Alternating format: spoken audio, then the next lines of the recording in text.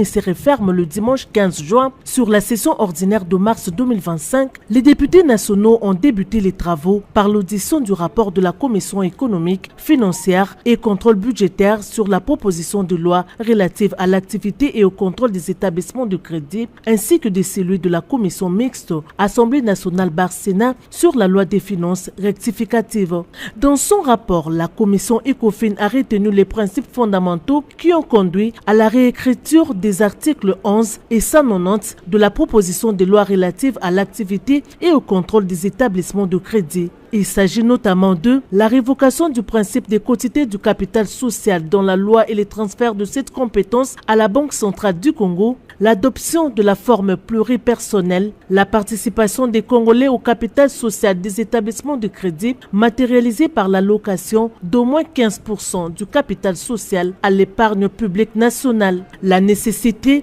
pour les banques existantes de céder une partie de leur part ou d'augmenter leur capital social en vue de se conformer au principe, la prolongation du délai de mise en application a mentionné dans la loi, la création d'un marché financier local. Concernant la loi des finances rectificatives, la commission mixte Assemblée nationale Sénat renseigne que ce texte a connu les amendements suivants. Il s'agit de modification de l'article 78 de la loi des finances numéro 24/11 du 20 décembre 2024 pour l'exercice 2025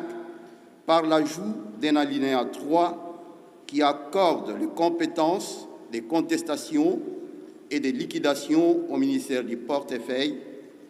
d'où la création de l'article 11 nouveau du projet de loi des finances rectificative de l'exercice 2025. La réallocation de certains postes de dépenses du budget général du projet de loi des finances rectificative 2025. Ces deux rapports ont été ensuite adoptés par l'Assemblée plénière après une audition soutenue et quelques enrichissements. Pour les projets de loi de finances rectificatives, 360 députés nationaux ont voté pour, 0 contre et 3 abstentions. Et concernant la proposition de loi relative à l'activité et au contrôle des établissements de crédit, 364 députés nationaux ont voté pour, 1 contre et 8 abstentions. La représentation nationale a poursuivi ses travaux avec la présentation du rapport synthèse des vacances parlementaires des députés nationaux. Sur 493 rapports de vacances attendus, 280 rapports ont été reçus et exploités par la Commission, soit un taux de 56%, c'est-à-dire une régression de 5% par rapport aux vacances subséquentes à la session de mars 2024. Concernant les rapports déposés dans le délai du règlement intérieur, soit 15 jours après l'ouverture de la session subséquente, sur 280 rapports reçus, 206 ont été déposés dans le délai,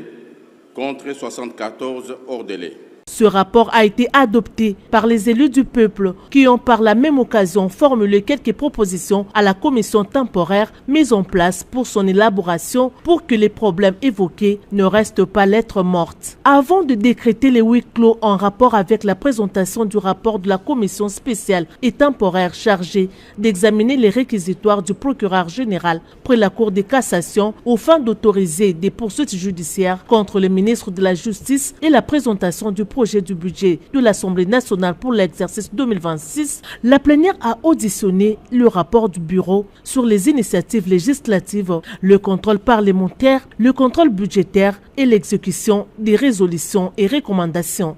L'Assemblée nationale a reçu du gouvernement